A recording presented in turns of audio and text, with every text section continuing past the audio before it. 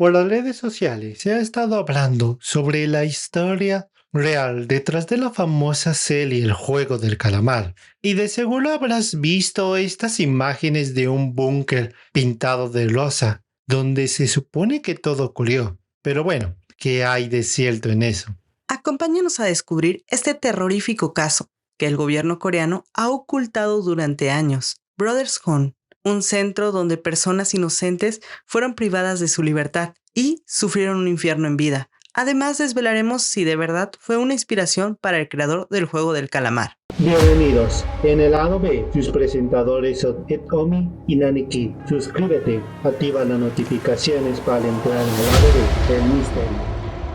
Varios usuarios han discutido la posibilidad de que el juego del calamar esté basado en el caso de Brother Home, debido a algunas pequeñas similitudes. Pero antes de contar esas similitudes, nos gustaría contarte sobre qué sucedió en el caso de Brother Home. Déjenos contarte una historia que se remonta a los años 70 en Busan, Corea del Sur, cuando decidieron abrir un orfanato. Y unos años después, exactamente en los 70, se volvió un alojamiento para personas en situación de calle y con discapacidades. Esta institución y el gobierno tuvieron contratos, donde la institución recibía un pago por cada persona que ingresaba a las instalaciones. Supongo que ya comienzas a imaginarte parte de la historia. En teoría, este lugar iba a brindar ayuda y capacitación a las personas que lo necesitaran, ya que debido a la guerra que vivió Corea del Sur contra Corea del Norte, dejó una crisis económica que llevó a que muchas personas se endeudaran o perdieran sus hogares y fueron obligados a vivir en la calle. Sin embargo, la gestión de Brother Hope le cayó en las manos del director Park In-hyun, un militar retirado y trabajador social. Este señor tenía un gusto obsceno por el dinero y literalmente aplicaba a cualquier costo. El gobierno coreano de ese momento quería reformar a toda Corea a cualquier precio, por lo que la ciudad de Busan se dio a la tarea de limpiar sus calles. Y con limpiar me refiero a que encerraban a toda persona indeseada para ellos. Tanto la policía como Brothers Home estaban de acuerdo. Además, ambos ganaban dinero por encerrar a personas inocentes. En Busan, muchas personas comenzaron a desaparecer, no solo personas sin hogar, sino niños pequeños que esperaban el camión, adolescentes que regresaban de la escuela, personas que tomaban de más, personas con discapacidad y ancianos. Tanto era la avaricia de la policía que inventaban crímenes, como cuando a un adolescente que regresaba a su casa lo detuvieron y le revisaron su bolsa. Al descubrir su almuerzo, leche y queso, la policía le dijo que se lo habían robado y la camioneta de Brother Hope llegó y se fue con este pobre adolescente. La policía, al igual que en los otros casos, no avisó a los familiares. La situación para los coreanos era estresante. De tantas personas que detuvieron, se dice que al momento de clausurarse las cifras subieron a 40,000 personas. Muchas de ellas fallecieron. La cifra oficial es de 657 fallecidos. Sin embargo, se piensa que fueron más. Se cuenta que casi siempre el lugar tenía más de 3,000 personas confinadas en ese infierno. Y se suponía que el cupo solo era de 500. De este lugar se cuentan las cosas más atroces, como que los reclusos eran explotados laboralmente sin ningún pago y en condiciones inhumanas. Les daban castigos físicos si se negaban a obedecer o intentaban escapar. Los más atacados eran los ancianos y discapacitados. Si alguna mujer estaba embarazada, la separaban de su bebé para venderlo a agencias de adopción extranjeras. Estos dibujos realizados por uno de los prisioneros le presentan la tortura que vivían día a día. Para aquellos que lo están viendo desde otra plataforma, lo que podrán ver son un niño siendo golpeado y de cuclillas, un hombre en una telaraña y otro frente a una gran pared de ladrillos rojos y un niño pidiendo ayuda. Las imágenes son desgarradoras y demuestran que las historias de miedo existen. Digamos que si esto fuera una película, el director Park In-hyun sería el gran villano, ya que no solo era cruel, sino que era un ególatra, y a cada nuevo recluso que llegaba lo obligaba a ver un video de alabanzas para este villano. Esta era una de las tantas tácticas de sometimiento mental que utilizaba. Si no alababan y obedecían al villano y a los líderes, eran privados del sueño y castigados de manera física. Cuando la voluntad del recluso estaba rota y no ponía resistencias, los asignaba a un grupo y a una tarea, y les daba las únicas prendas que usaría el resto de su estancia ahí. Un conjunto de trajes de entrenamiento azules, zapatos de goma y una pieza de ropa interior de nylon. Si algún recluso era muy rebelde, le daban pastillas para mantenerlo relajado y no pudiera crear revueltas. El director Park In-hyun era tan avaro que para ahorrar costes laborales decidió que los mismos reclusos fueran parte del sistema laboral, así que dividió y designó un comandante.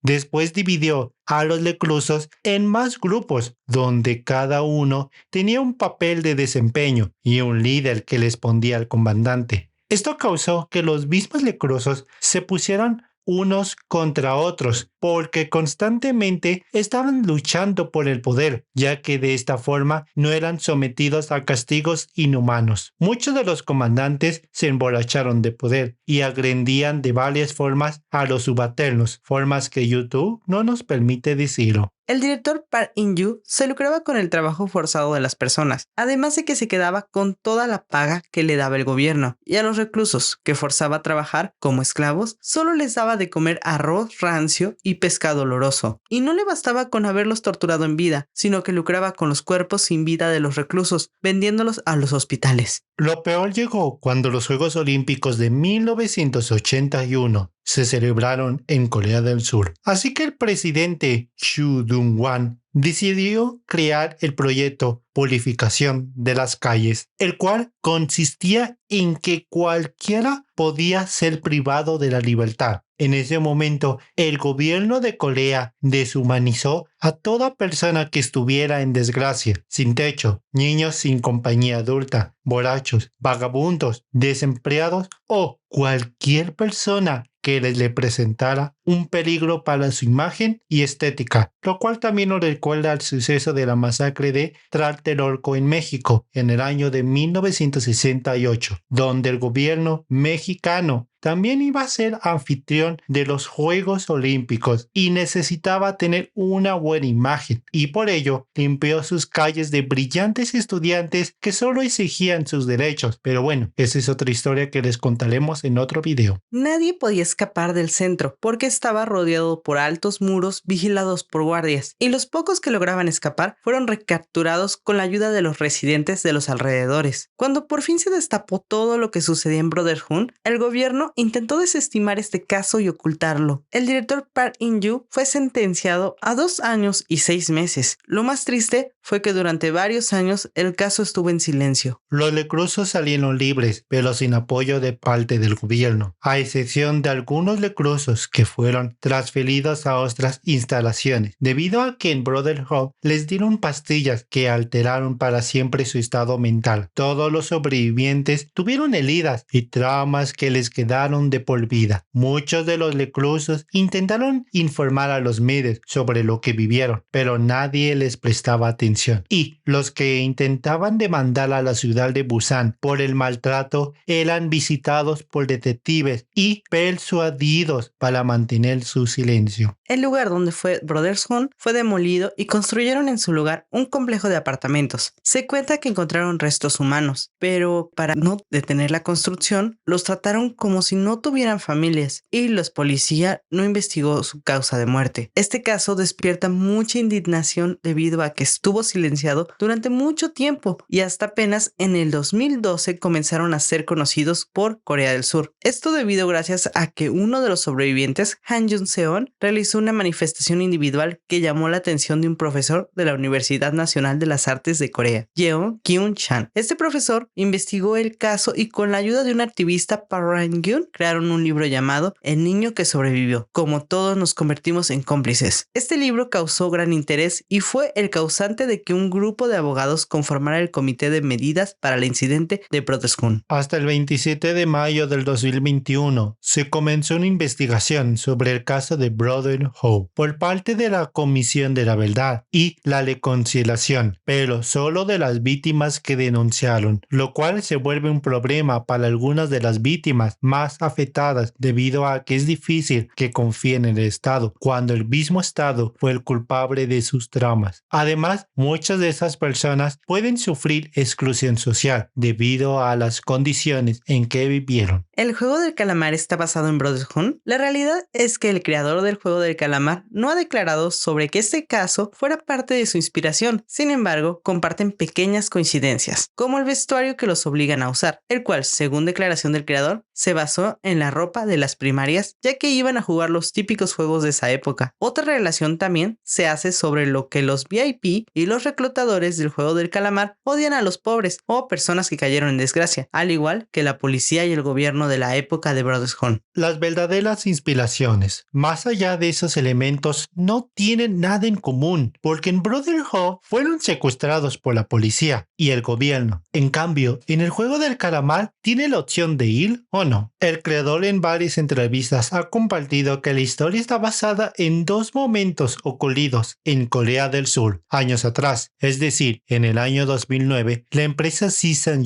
Motor, un importante fabricante de coches en ese país, había cambiado de dueños, por lo que tuvieron que hacer un despido del 40% de su plantilla, que dejó como un resultado una huelga de 77 días, con enfrentamientos y arrestos de sindicalistas. Fue tan grande la situación que se extendió a lo largo de 7 años, llevando consigo un saldo oscuro para muchos de los trabajadores, pues 30 de ellos se habían quitado la vida por el estrés que había vivido, así como otros terminaron heridos y encarcelados por haberse enfrentado en grupos a elementos de seguridad en las afueras de la fábrica, momentos que habían sido transmitidos en vivo por televisión nacional. Además, según el creador, el juego del calamar, más allá de la ficción, sigue demostrando una triste realidad que se vive hoy en día, pues la gente es capaz de realizar cualquier tipo de acto para escapar de crisis de dinero o problemas que los acechan, algo que claramente refleja esta serie y que no se puede cambiar tan fácilmente. Gracias a esta confusión que hubo entre Brotherhood y el juego del calamar, nos permitió volver a hablar sobre este caso invisibilizado y que tristemente en varias partes del mundo continúa sucediendo, hasta en la misma Corea del Sur. Puede volver a tener esta problemática porque hay que decir que el director de Brotherhood abrió de nuevo otro centro, pero para personas con discapacidad. Es importante hablar sobre este tema y no dejarlo en las sombras porque se puede olvidar, y como dice ese viejo dicho, de quien no conozca su historia está destinado a repetirla. Y es cierto, debemos hablar sobre estos temas. Hasta se deben hacer películas, series y más videos sobre este y otros casos que se han mantenido en las sombras debido a que llevan grandes intereses de gente poderosa. Bueno, ¿y tú qué crees? Ahora que este caso está teniendo fama, ¿los reclusos podrán obtener justicia? ¿Qué tipo de injusticias conocen en sus países? Cuéntenos que nosotros estaremos felices de leerlos. Si quieres conocer otro caso enigmático, ve nuestro video sobre la adolescencia de un asesino. Recuerda seguirnos en nuestras redes sociales como Lado B El Misterio. Nosotros nos despedimos y quédate siempre en el Lado B El Misterio.